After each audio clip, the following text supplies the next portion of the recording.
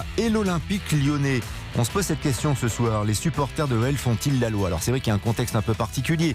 La défaite de Lyon encore cet après-midi 1-0 et peut-être Memphis Depay qui se serait fait les croisés, ligament antérieur du genou, blessé, donc absent pour de nombreuses semaines, voire de nombreux mois. Mais surtout, ce qui s'est passé ces derniers jours avec le cas Marcelo, les supporters qui en veulent à ce joueur, Memphis Depay, qui était intervenu alors que l'équipe venait de se qualifier pour les huitièmes de finale, et Jean-Michel Aulas qui dit qu'il regrette de s'être séparé de Bruno Genesio et d'avoir donc répondu, donné raison aux supporters qui n'aimaient pas Bruno Genesio et qui voulaient le voir partir. On peut vraiment se poser cette question, Laurent Jaoui, est-ce qu'à Lyon, aujourd'hui, franchement, alors qu'on a un président qui est peut-être le meilleur président français, qui a énormément d'expérience, est-ce que ce sont les supporters qui font la loi ?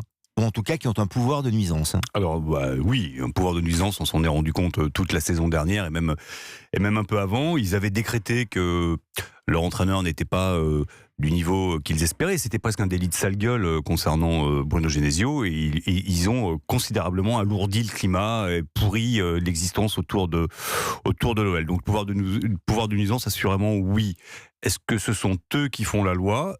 Par moment, oui aussi, puisqu'on se souvient de tout l'épisode quasi surréaliste de la reconduction ou non de Bruno Genesio, de l'élimination face à Rennes en Coupe de France, de Jean-Michel Aulas qui arrive en conférence de presse et qui dit ce soir-là que finalement Bruno Genesio ne sera pas prolongé. Sous-entendu, s'il avait gagné ce match, il aurait été prolongé et il aurait fallu continuer de supporter la fronde des supporters. Ce qui est étonnant, avant d'entrer plus profondément dans le débat, c'est que ce débat-là survienne mardi soir, 3 minutes après une qualification pour les huitièmes de finale de la Ligue des Champions, deuxième qualification consécutive, après un match avec un retournement de situation à 1-2-2. C'est ça qui est totalement fou, c'est qu'en fait on ne retient de cette qualification que la fin de rencontre et les images de Depay volant au secours de Marcelo, et pas le reste. Donc oui, ces supporters-là ont bien compris qu'ils avaient un rôle à jouer dans l'écosystème lyonnais, rôle à mes yeux beaucoup trop important aujourd'hui. Ils se sont engouffrés dans cette brèche qu'a ouvert Jean-Michel Aulas, et ils ont l'impression d'avoir du poids, et c'est ce qui se passe avec Marcelo. Comme ils ont, alors ce ne sont pas tous les supporters de Lyon évidemment, ce sont surtout les bad gones, mais comme il y a cette rixe et puis cette mésentente avec Marcelo, c'est le Nord, je crois que c'est ça. Bon, voilà, exactement, très exactement. Marcelo qui veut partir d'ailleurs apparemment. Il ne peut pas rester de toute manière. Enfin, en tout cas, toutes les décisions que prendra Jean-Michel Aulas maintenant, Javier Prieto Santos, elles seront lourdes de sens, et ce sera à chaque fois un message envoyé aux supporters. Là, il a déstabilisé le club, ne serait-ce qu'en disant qu'il regrettait de s'être séparé de Genesio. Comment il a réagi, Rudy Garcia, quand en entendant ça, par exemple? Je veux dire, je trouve que c'est pas très habile pour un roi de la com. Non, c'est pas très habile, mais après, je trouve que le président lyonnais est sur la ligne qui s'est fixée depuis des années. C'est quelqu'un qui a réouvert le dialogue avec les supporters. D'ailleurs, après la polémique, après l'épisode Marcelo, il a dit ça fait quelque temps qu'on se parle plus avec les supporters, on va ouvrir des débats, des discussions, des conversations. Donc lui, il n'a pas fermé la porte aux supporters. Donc je pense que les supporters se sentent encore plus forts en fait, parce que ils ont obtenu la tête de Genesio, comme on vient de le dire. Ils ont obtenu certainement la tête de Marcelo, et Aulas leur ferme toujours pas la porte. Donc et quelque part, c'est eux qui les a remis sur scène depuis 30 ans. Il y a 30 ans, les supporters lyonnais, personne n'en entendait parler, et ça posait aucun souci. Mais là, Aulas, il sait aussi que sans les supporters, il n'aurait pas de stade, parce qu'il y aurait personne. S'il y a personne, à quoi ça sert de faire un nouveau stade? À quoi ça sert de faire une section féminine qui est aussi supportée par ces mêmes supporters, par les bad gones? Je sais pas, parce que je suis pas trop le foot féminin malheureusement, mais Lyon. Non, ce sont d'autres entités, ça s'appelle Fenot et Cop Angel, les deux entités qui supportent l'équipe féminine. Voilà, mais la base de Lyon, la richesse de Lyon quelque part, c'est les supporters. Clairement. Et c'est la base sociale, et s'il n'y a pas de base sociale, ça ne sert à rien d'avoir un club, ça sert à rien d'investir des millions, ça sert à rien d'avoir des actionnaires, et ça, il n'existe pas d'ailleurs. Donc pour moi, c'est pas que je comprends et que je valide ce que font les supporters lyonnais, mais le foot appartient aux gens. Et ça, n'importe quel coach, n'importe quel joueur, s'il n'y a personne dans le stade, s'il n'y a pas de supporters, s'il n'y a pas d'ambiance, le football, ça devient chiant en fait. Donc Aulas le sait très bien, lui ce qu'il veut, c'est que son stade vibre, c'est que son stade kiffe, entre guillemets, et pour l'instant il kiffe pas, et il n'est pas dupe. Il sait que Rudy Garcia c'est une erreur quelque part. Genesio, les supporters avaient demandé sa tête, ils l'ont eu. Et Rudy Garcia, était au stade d'ailleurs ce soir. Il était au stade, Bruno Genesio, ce soir. Quelque part, c'est à cause de Rudy Garcia. Je ne dis pas que c'est de sa faute, mais c'est lui qui demande aux joueurs d'aller voir les deux copes. Donc ça commence à partir de là. Donc tout est maladroit en fait. Et c'est un enchaînement de petites bavures qui fait une très grosse polémique. Jean-Michel Aulas, Marc Libra, a-t-il voulu responsabiliser les supporters en leur disant, voyez, si on en est là, vous m'avez demandé de dégager, de virer Genesio, pardon pour le terme, je l'ai fait. Là aujourd'hui, il y a un problème avec Marcelo. Pour l'instant, il y a eu la réaction des joueurs, mais finalement, je vous soutiens. Est-ce que c'est une manière de responsabiliser les supporters? C'est pas question de responsabiliser, c'est qu'une fois qu'on leur donne un passe-droit, c'est-à-dire leur donner le pouvoir de choisir, une fois qu'ils sont rentrés, ils sont là. Ça paraît difficile parce que... On ne peut plus les sortir là. Ça me paraît difficile puisque ils ont eu la tête de quelqu'un. Ils ont eu la tête de quelqu'un parce que il y a eu de lit de sale gueule, je suis entièrement d'accord, puisque dès que Lyon faisait un exploit en Ligue des Champions, c'était pas Genesio, c'était les joueurs. Par contre, dès qu'ils perdaient, c'était Genesio. Donc on va pas remettre, voilà, on sait ce qui s'est passé. Ce sont malheureusement des gens qui ne connaissent pas le football et qui n'ont rien compris. Aujourd'hui, ils pleurent Genesio, les mêmes joueurs, enfin les mêmes supporters. Après, avec les Bad Guns, il faut savoir qu'en début d'année, il n'y a pas eu ce petit rassemblement qui est prévu d'habitude pour aller à la rencontre des joueurs, du staff, parce qu'aujourd'hui, on le sait, dans les camps d'entraînement, dans les centres d'entraînement des clubs, on ne peut plus avoir accès comme à une certaine époque. Donc, on leur a enlevé ce genre de choses. Donc après, la plupart des supporters se mettent en avant. Marcelo aussi, c'est vrai, l'histoire du doigt, pas de doigt, sa femme qui fait des tweets, ça part dans tous les sens, mais aujourd'hui, ils ne peuvent pas se permettre de faire ce genre de choses. Après, il y a une chose, c'est que, rappelez-vous, en début de saison, Aulas dit, je vais déléguer un petit peu, ça y est, je vais souffler un petit peu.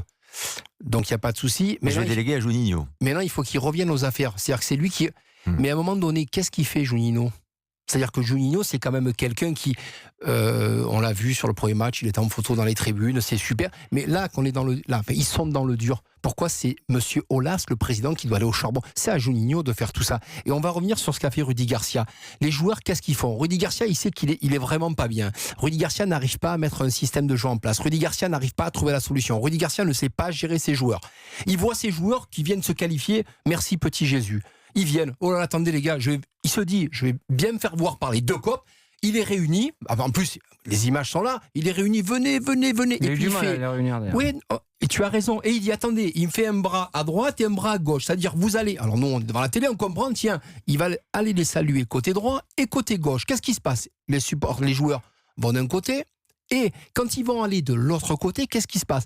À ce moment-là, le groupe de supporters fait ce qu'on appelle la vague. Il leur tourne le dos. Les joueurs, faut le savoir, les joueurs pensent qu'ils se foutent de leur gueule et qu'ils veulent pas... Alors que c'est un truc classique de la vague, comme ils font à Marseille.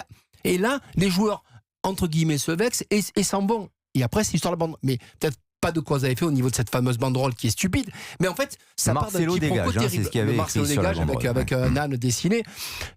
Et c'est là que Memphis pète un plomb, part, et là, ça part dans tous les sens.